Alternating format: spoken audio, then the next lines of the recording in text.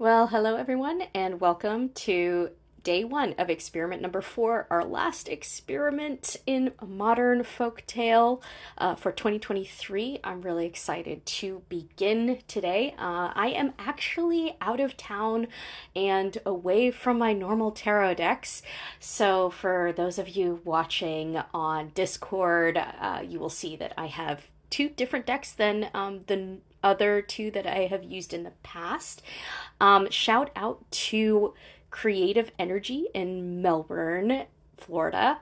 That I ran to yesterday to get some last minute tarot decks and some inspiration. They helped me choose a couple that I think all of you will enjoy and that I'm excited to use for this purpose.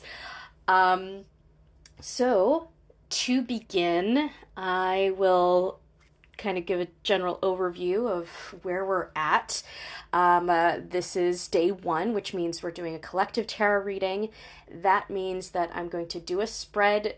Again, same concept, same. If you've listened to one of these before, you know that I'll go through seven different cards. I'll alternate the cards between two decks, and we will create a whole story from scratch. So without further ado, I'm going to introduce the decks. I have the Liminal Spirits Oracle by Laura Tempest Zakroff, who is both the creator and the artist. I actually have and I've met Laura at Sacred Space Between the Worlds conference earlier this year, and I got one of her prints. She's an amazing artist, and I actually have her canvas wrapped print of her Storyteller. I'll probably, when I get back home, I'll share it with you guys because it's a really cool, beautiful print. And of course, spiritually significant to me. But I took her sigil class, and those of you who are Patreon supporters who receive the monthly sigils, Laura and her method largely inspired the way that I create sigils as well. She's a great teacher, a great artist, and I highly recommend. And I was drawn to this deck when one of the storekeepers yesterday pointed it out. I was really excited because I didn't get a chance to pick up her deck at the conference, but when I saw it, I was like, yes, this is a great opportunity to use this for storytelling. The other deck that I got is called the Wildwood Tarot. By Mark Ryan and John Matthews, and the illustrations are by Will Worthington. So I did take some time to kind of review the books, right, in the tarot decks to familiarize myself with what they do. So the Wildwood Tarot is actually a kind of a remake of a classic deck called the Greenwood. And it's updated for 20. I think this one was updated in 2019 and published in 2019, and it is a beautiful deck of you can imagine Wildwood, very much folktale, fairy tale related. So I think between these two decks, we're gonna get an interesting story. So before I begin, I'm going to say what I have said the last three times that I've done this, which is when you are listening to this, even though there are people who are going to be watching this live, listening to this very soon after this is recorded, whether or not you believe in this or believe in the magic of tarot or any magic whatsoever, I want you to imagine what it would be like if, even if you're listening to this weeks, months, years in the future, you can send a little bit of energy back in time to this moment, to the here and the now that I'm speaking, and influence what it is, what story needs to come forth that can help heal, inspire, warn, bring about a picture from the collective unconscious that can inform those of you who need it today and what we need as a community today and potentially far into the future. All right, I'm going to take 3 deep breaths. And as I do so, I want you to bring that thought, that wondering, that curiosity, that unknowing. I'm going to put my hands on the decks as an offering. These breaths, breathe in and breathe out.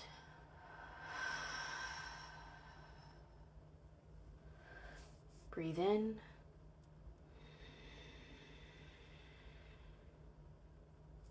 Breathe out. One more time, breathe in.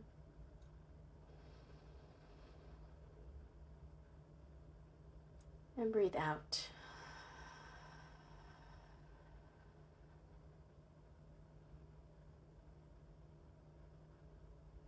All right. Thank you for joining me in that. Now I shall unbox these. I did actually unbox them before, so I will just make sure I get them all situated. All right.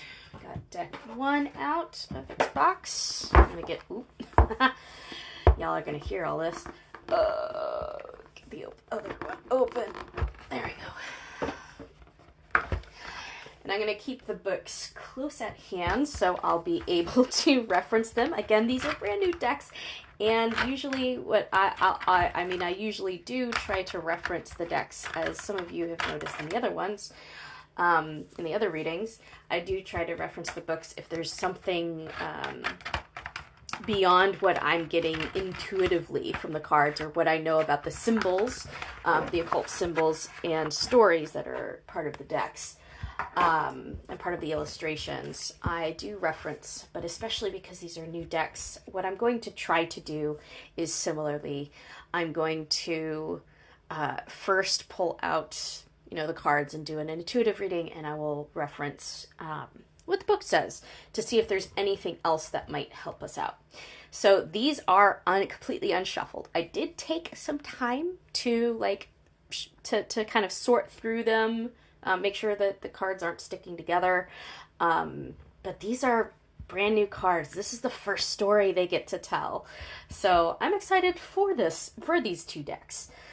All right, I'm going to shuffle first the Wildwood Tarot deck, because again, these are unshuffled cards. And they're nice and stiff. So as I'm shuffling, I want y'all to keep in mind that meditation of curiosity, of what is it that the world needs, that you need as a part of your community, that a part of our community, those of you who listen to this show, those of you who are part of the podcast world, part of the creative world, part of just the world. What are some of the stories that you want to come forth? What are the issues that maybe you've seen in your family that are coming up, in your friends, in your community? Has there been, I'm dancing around the subject, but global events that are really hard to face as an individual? What is a story that could potentially help with the collective, right? To bring forward something that can help us as individuals, but can help us better understand what our place is collectively and where we are collectively. Or maybe it's something smaller than that. Maybe it is just, coming into this next year, what is maybe some of the things that we need to be prepared for as a collective, as a community? What are some of the skills that are needed? What are some of the lessons or morals that we need to bring forward? What's the energy or attitude or emotions or other stories, right? One of the things that I've been thinking about recently is, the concept of a multiverse, right? There's so many different stories that each of us contain in ourselves an entire universe of thoughts, feelings, and experiences. So when we have an opportunity like this to bring forward a story that can help us, we're not just asking the cards, we're asking ourselves the deeper wisdom of our ancestors of blood, bone, and spirit, right? Of community. So when we have these stories, because there's so many, right? There's stories that can help, harm, inform, inspire, make people laugh. That's a multiverse that we can choose from. So that's what makes this part really exciting, because I have no idea what's about to pop out of these cards, right? I have no idea what we're going to be doing here. And I just finished sorting or shuffling both the Wildwood Tarot and the Liminal Spirits.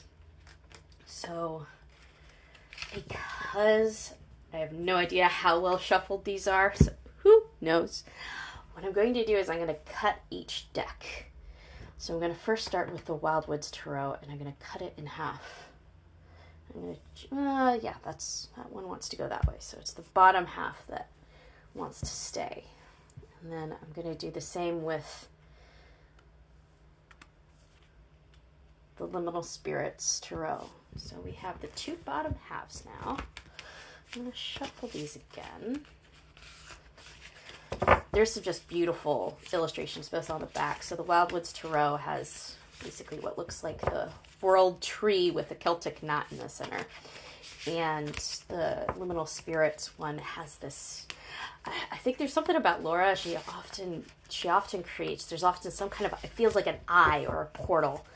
It's this multicolored spiral on the back of the cards. So these are cool. These are really cool cards. I'm excited to hear what they have to say about what all you guys are trying to say or not say. Because you know me, I will always check the bottom of the decks to see if there's a hidden message at the end of this. All right. So we got the two decks here. I'm going to put these off to the side so that I can stack them right in the center so that those on Discord can see it. All right. So we are going to begin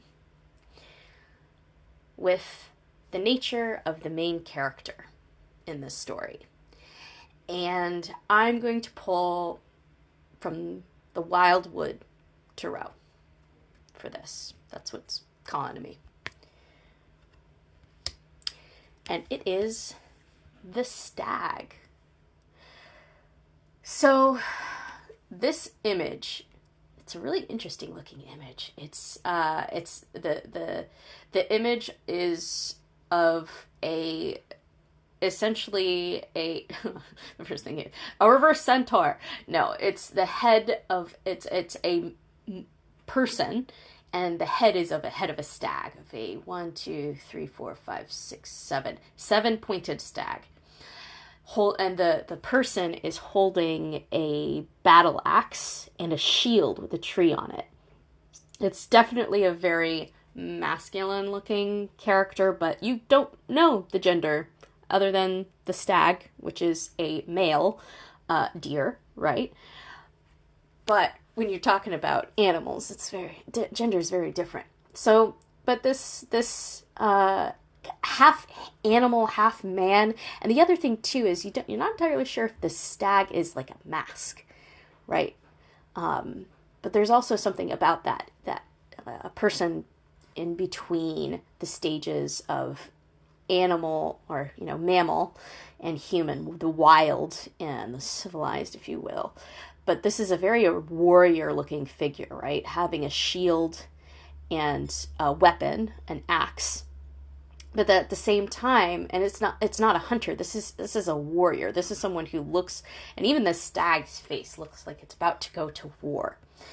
I always find it interesting, and this is something that my teachers have brought up as interesting about the image of the stag as a symbol of masculinity, because the stag is still a prey animal, right? It doesn't necessarily, it is something that is hunted regularly. And in a lot of Western mythology, especially neo-paganism, the stag is often seen as part of that connection to masculinity, the sacrificed man, right? The hunter becoming the hunted. And I'm getting a sense of this in this particular character. This is someone who's at kind of the height of their. This looks like a fully grown stag or person, or half person, half stag. And this is someone who's facing a battle. We don't know what the battle is yet. I'm going to actually look at the Wildwood Tarot deck and find a stag, because it looks like the stag in this deck is part of the major arcana, and of this deck. And I know some of these are correlated with what we see as the traditional major arcana, but I'm not entirely sure what the stag is actually supposed to be correlated with. So the description here is, this is the position of universal lore where the energy of creative life enlivens the soul, associated with the sunrise and the element of air. It's the stag, the forest king and guardian, half human, half animal, and verdant with greenery, looks out from the card with a steady and calm gaze. Granted, I get a kind of angry, like determined gaze in it, but that's just me. The shield, which bears the image of the symbolic major oak, the tree of life, reminds us we must preserve and protect our natural resources. The meaning, the concepts of forgiveness and reward are not appropriate here. They are human ideas. One reaps what one has sown. We are guests of the earth, not its masters. Interesting. On the global level, it may mean that thoughtless pillage of the rainforest will one day severely affect the weather patterns, and polluted seas will one day produce poisoned fish that will be inevitable. One day in the not too distant future, our host, the earth, may have no option but to give notice that the pendulum of justice has swung away from us, and we will no longer be welcome at the banquet. So both on an individual level and as a civilization, we are responsible for our actions and must be aware of our consequences. So the key word here, according to this, is responsibility. There's also a line in here saying the land and the king are one. I just finished watching The Crown. And one of the things, if those of you who don't know The Crown is it's the story of Queen Elizabeth, right? And putting aside all horrors of the British monarchy, right, and British Empire, one of the things that in Western civilization, the old story, and even before that, there's many civilizations that connect this idea of royalty, of bloodline royalty, to the health of the land. In fairy tales, you see this as well, that when the king is sickly, the land is sickly. So that this character is also very keenly connected to the health of the land. And for some reason, I think there's for this protagonist in particular, there's a conflict here. So I'm gonna pull from the liminal spirits and see what it is. Interesting. The liminal spirit that came up is fiber. So the image is, it looks almost like wheat or corn that could be grown out. It's wispy. It's a very abstract looking painting. It's wispy, but when you think of fiber, what do you think of? For me, I was thinking initially of like civilization. In terms of civilization, its connection is weaving, like weaving of the fiber arts. So you actually see at the bottom of the page, you see stitches or those weaving. So there's something about civilization here, about the conflict itself has to do with the arts, specifically the fiber arts. And with the fiber arts too, like the things associated with it I think of are like whenever somebody demeans certain kind of knowledge, especially like the liberal arts, what do you say? Like, oh, you hear this a lot. It's a joke of like, oh, you just got your degree in basket weaving, right? It's considered frivolous. It's considered worthless. So there's something about, and the thing is, truth is, about basket weaving and some of these old fiber arts, they're considered the realm not just of the feminine, but also the realm of the indigenous. And of course, both things being very much dismissed, right? Or dismissed as worthless, or, this is old technology, nobody cares. But the truth of the matter is, fiber arts are incredibly intricate, incredibly complex. People used to do advanced calculations using fiber arts. So when we look at this connection between weaving civilization into being and the role in which, especially those who took on the caretaking, the weaving, the basket weaving, that skill set is just been incredibly undervalued. So there's this conflict, I think, of the idea of the weaving, of the fiber arts specifically, things that use plants. These are fibers come from plants and wool, that both animal and plant materials that could create containers, that could create and strengthen even shields and armor in battle, right? So the fiber arts are so incredibly important to modern civilization and civilization, human civilization, period. But animals also do fiber arts as well. So I don't know, there's something about this. I'm going to open up the book to see what Laura has to say about this. All right. Excuse me. There we go. So this deck is really interesting. I just read it earlier this morning. That each of the cards, there's her suits. The suit that the fiber is under artifacts, which, according to this deck, the artifacts are, civilization started with humans harness materials around them to make tools. So they possess the essence of the materials they originate from, as well as acquire a new persona, which is interesting. Okay, so for fiber, with the harnessing of fiber, we brought forth cloth, again, changing how we evolved as civilization. Their threads from plant and animal. Our understanding of fiber led to the way of creation of many arts we practice today, including weaving, spinning, and basketry. It takes great skill to produce threads that are consistent and useful, which may explain the association of good, dependable people being of solid, moral fiber. We also connect fiber with the fates, the mythic weavers who form, measure, and cut the threads of our lives. So the messages, according to Laura, recognize the threads that connect you to the people around you. Together you create a pattern that is evidence of a sacred bond.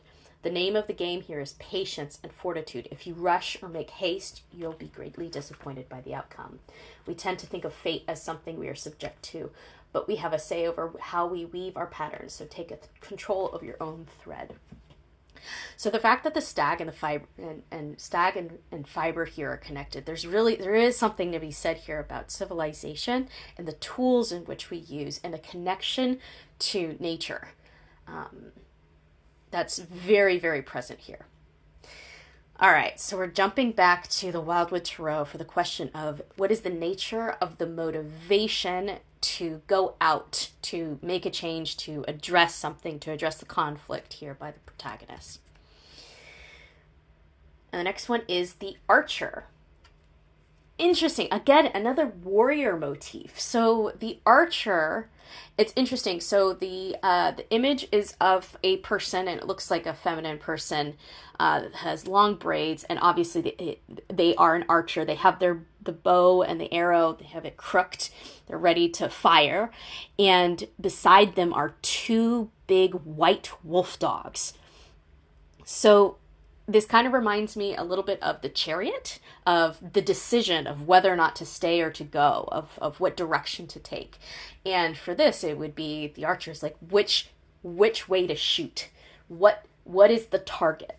And I'm gonna pull out, see what the archer is in this one.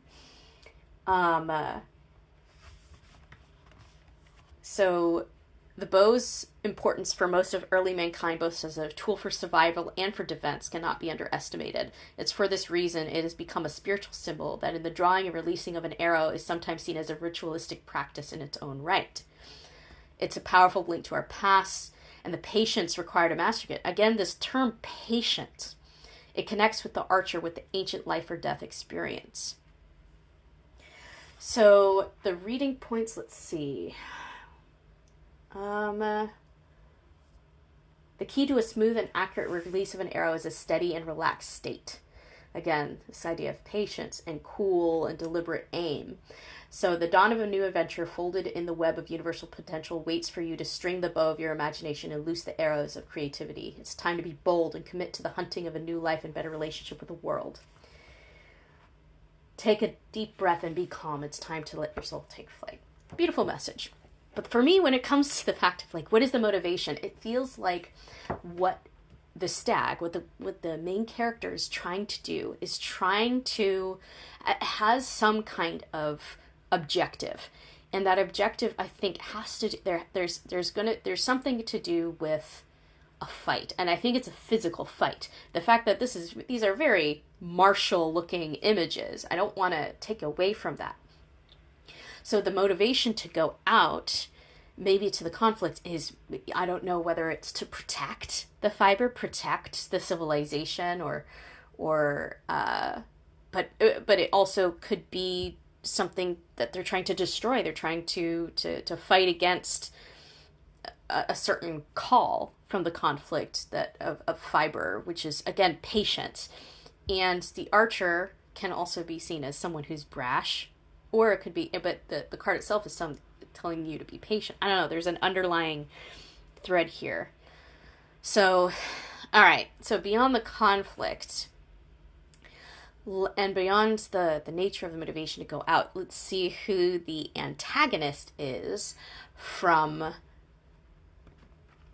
the Liminal Spirits deck.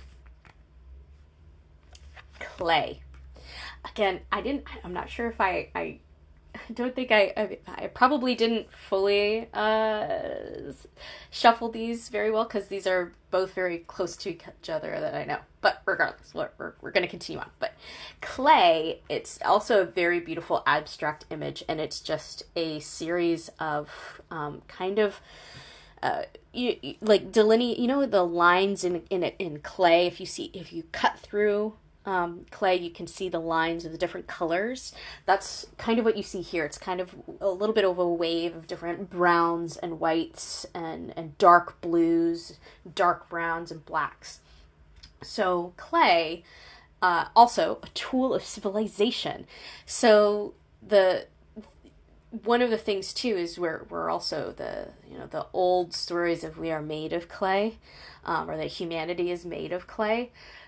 I'm getting a sense here that there's a conflict between of what we're made of. The antagonist showcases something of like the true, to dust we shall return, very much related to what we are made of. And I could see that being a conflict to the stag, because the stag is made up of so much. The stag's made up of the various parts of animal nature and humanity. But it's also the nature of the conflict has to do with humanity and civilization. But clay is the kind of untapped material. It's the unshaped material. It hasn't yet been shaped into humanity. So if the antagonist is something that is the raw, kind of like the raw, there's a rawness of material, a rawness of the person, that's maybe confronting the stag, confronting the main character, and trying to convince it to do something about that, or it's simply challenging. It's an unconscious challenge. The stag maybe just doesn't like the material of its own humanity. Ooh, there's something there. Okay. Interesting. So let's go back to the Wildwood Tarot and consider what allies or skills must be needed. And this time, instead of going like chronologically, I'm going to see if I can pick out, there we go, something from the middle of the deck. So we're not maybe going in order here. So this is the allies and skills that are needed. The Knight of Bows. Okay, maybe it doesn't matter whether or not I pull these things, because again, going to bows and arrows, but as the bows suite in this deck is related to fire. So, or in wands in the traditional suits. But this is the Knight of Bows, and the picture is of a fox. And it's a really cute looking fox. It's a red fox, and it looks like it's smiling. It's like its eyes are a little like, you know, like turned up, like it's crinkled, like it's grinning, it's squinting, and it's seated on a like in beside a tree in a meadow, and this is like again, this is an animal, but it's a trickster. Like foxes are always associated with in so many different myths across the world with as a trickster energy. So there's something about breaking down norms, or being a little bit reckless, or getting a little bit more in tune with your instincts, your gut feeling, your maybe not being so rigid into rules. And I'm going to pull out the book again here, see if they have it. There's a mixture of wisdom and playfulness. So this has, okay, so this is a very different setting. I'm looking over determination leads you to success, but sometimes at personal cost. Your life may change or enter a different path at any moment. Native wit and cleverness guide your steps towards fulfillment, as does your gift of anticipating the future. So this is someone who, you know, quick wit. It has to do with seizing opportunity, potentially leaving old ways behind, and changing directions. There's this kind of moving away, or maybe moving away from home, or moving away from an old way of life. This is the first thing that you've seen here, right? Like there's all these things kind of about duty, war, like fighting. The conflict and the antagonist have to do with civilized arts, right? Of clay and fiber, of things that are tools for civilization, of the world we know as humans specifically. And there's what allies or skills are needed with is something of the trickster, something of irrationality, or breaking free of old systems.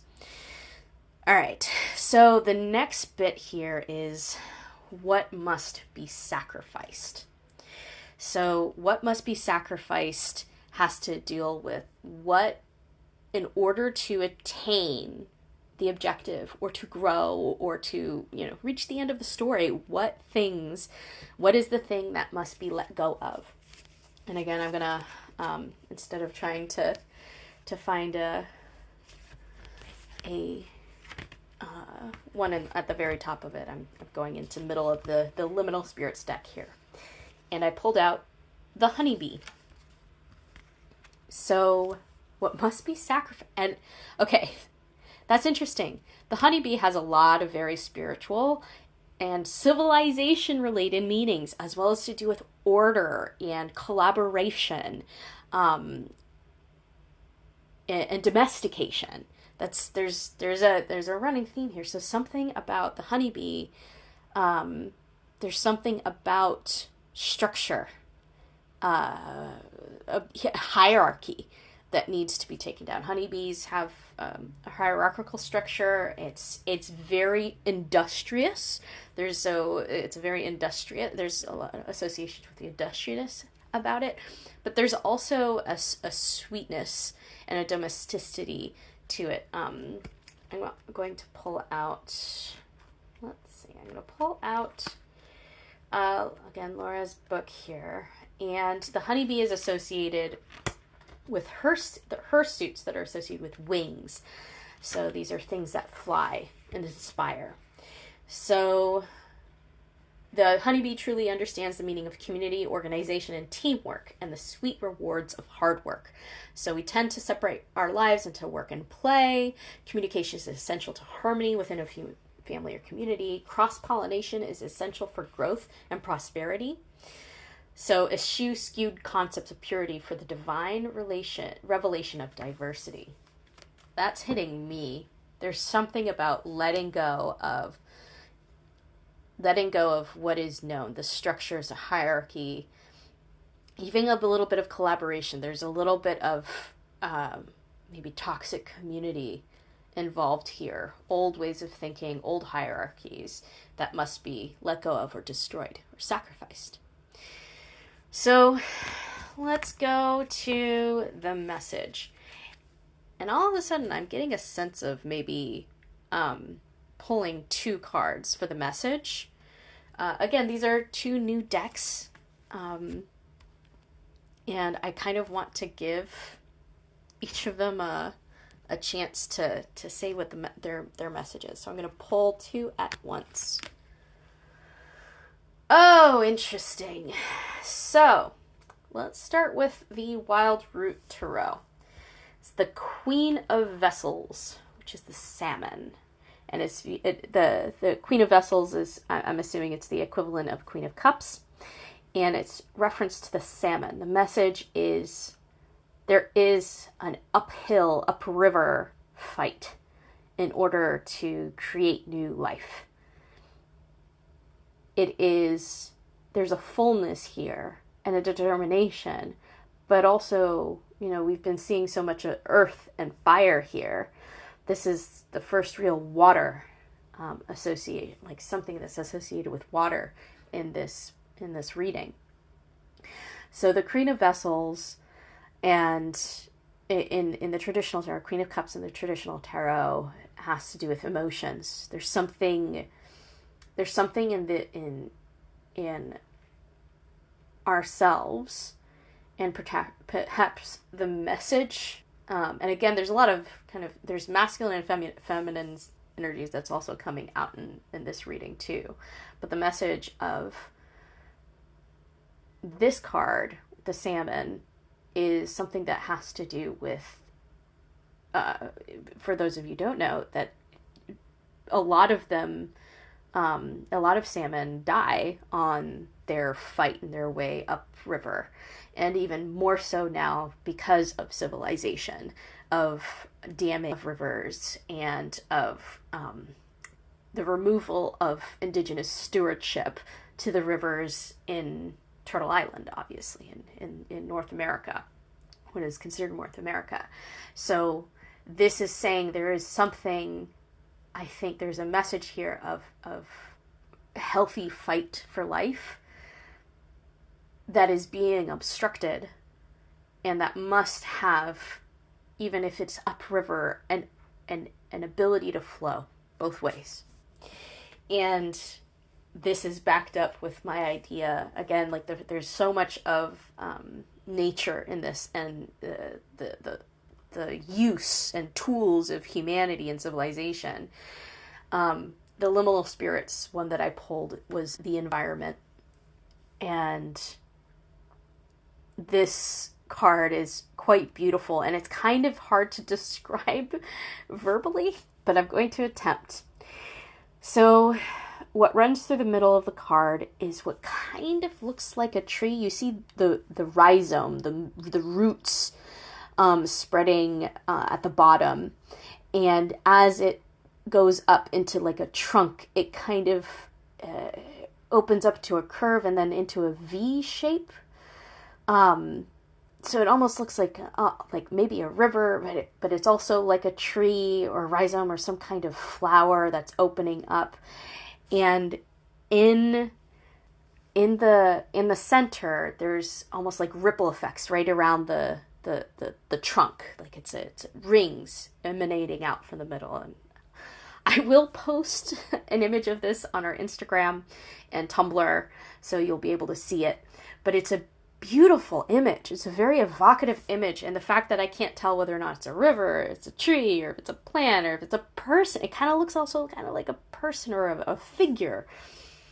It has to do with all those things of our environment, what our world is, what our environs, our habitat, are all the different systems that are at play within our world. And I think the message has to do with what our environment is trying to tell us, and the Queen of Vessels is specifically about the ways in which we fight upstream, and which our rivers are blocked, our waters are tainted, and environment also points to this. And let me see, the suit that this card is a part of is the rights suit. So it's and this is the fivefold approach to witchcraft that Laura describes. These elements help us think about where we come from, allow for experimentation, mark time effectively, connect with our environment, and discern the shape of our path. So this is about connecting with the environment. So let's look at that card then. The environment makes up the layers of space around you. It starts in the place where you dwell and expands out from there to the ecosystem and landmarks surrounding you. We may be from a different place or a faraway land or country, but we must recognize and respect the land we currently reside upon. Connecting to our environment, its seasons, landscape, lore, and energies enables us to center our practice and orient ourselves to the world around us. We make altars to create sacred space where we are, digging in and rooting our staves and stangs to mark space and center ourselves. The messages are if you've been feeling lost or out of sorts, it's time to reorient yourself. Cleanse your space, refresh your altar. Remember, the physical is linked with the metaphysical. Strong actions have impactful reverberations that will resonate for a long time. Make your position known with authority and hold on tight. A repeated sense of dissonance with the environment around you often points back to you and your own actions and reactions. It's solely up to you to accept responsibility for your actions and seek to make amends and find resolution. So, I'm seeing a story that's definitely coming together here.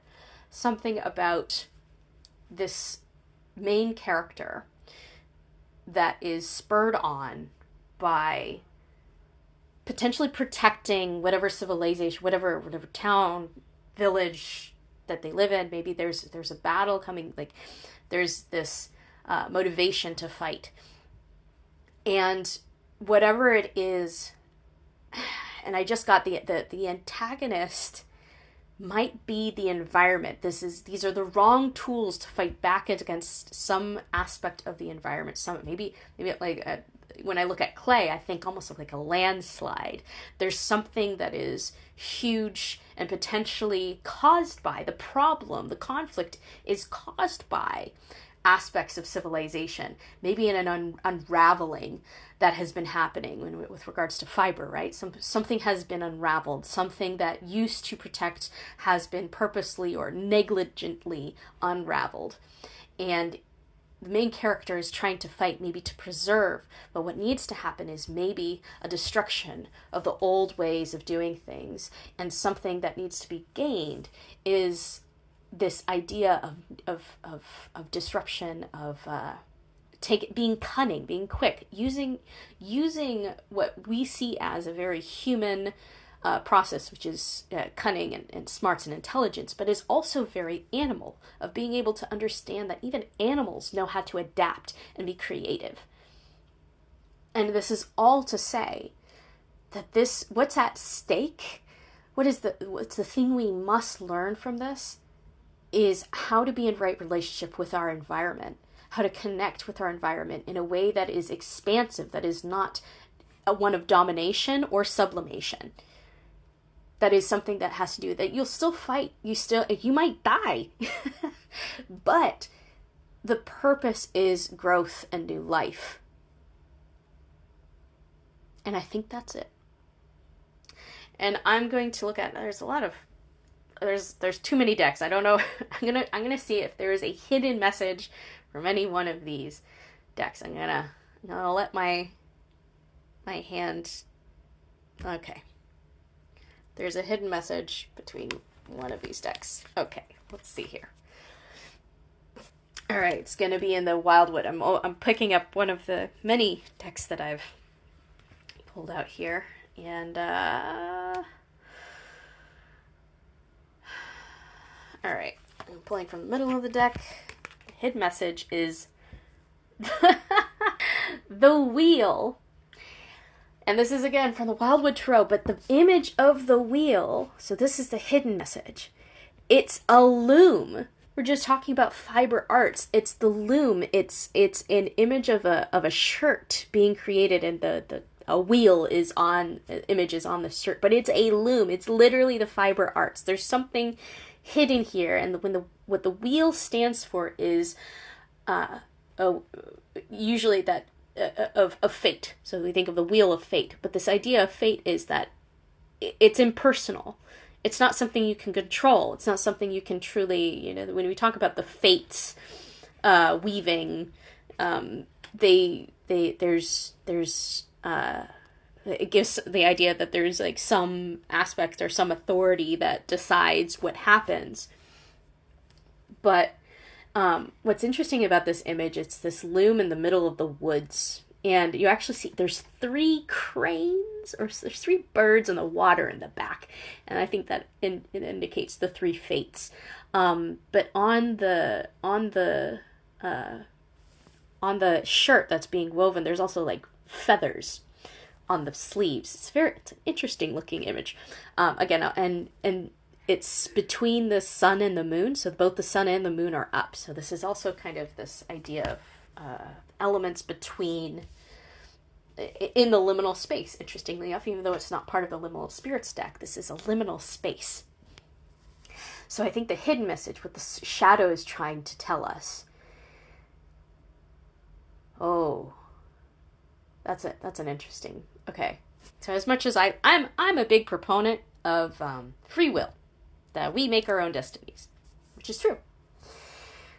But this is giving me this sense of this story. There's something consequential about the story, that about the concept of time, of like where we are in the wheel of fate. And what I'm getting is this: it is consequential. What we do now, what opportunities are opened up, what we do to our environment, what choices we make. This is the time to pay attention and not look away and not abstain from our responsibilities. So yeah, it's a bit foreboding, but it is what it is. We all pulled the cards together, even though I physically pulled the card. We all pulled the cards together. So, in summary, we have the nature of the main character as the stag, the nature of the conflict as fiber, the nature of motivation as the archer. The antagonist is clay. Did I even pull up clay? Did I totally skip over that? Hold on a second. I'm just realizing I kind of looked away from clay. Am I totally out of it? Yes. Yes, I did. Clay. So according to the book Liminal Spirits, clay has long played an important part in creation myths. It's also the Jewish myth of the golem, related to which is brought to life with breath and secret words. It's a result of fine particles being deposited over time by bodies of water. Since early humans congregated near life-giving water sources, our discovery of clay was inevitable. Our hands give clay shape, then fire transforms its molecules into something that stands the test of time. We often, whenever people excavate old archaeological sites, some of the things that actually remain for thousands or hundreds of thousands or tens of thousands of years are pottery, right? So there's also the messages associated with it. All it takes is a touch to make an impression upon clay, and something begins to take shape. Even small gestures can impact others greatly. The situation is workable, meaning you can make changes, and then while clay is strong and resilient, once fired, it can be broken, and it's very hard to put the pieces back together again. Don't conflate the ability to withstand fire with being incapable of damage. Handle with care and be cautious. Don't assume that everyone else already knows the rules. Interesting. I'll let that go. Anyway, moving on. I find it interesting that I didn't look up what the meaning was for clay. I just projected my own thoughts to it, and thought it was sufficient. But I'll meditate on that, see what else comes up from there. So, all right, skills needed is the Knight of Bows, which is represented by the fox. What must be sacrificed is the honeybee. The messages is the Queen of Vessels, or the salmon, and the environment. And the message from the collective shadows is the wheel. All right. I am going to briefly look at our Discord here. Hello. I've been looking away for a while, and yeah, I first want to thank everyone for joining us here. I'm going to make sure that there's a image that is captured and shared with all of you so you can review for yourselves. Again, this is the Storyteller Project. This is the first day.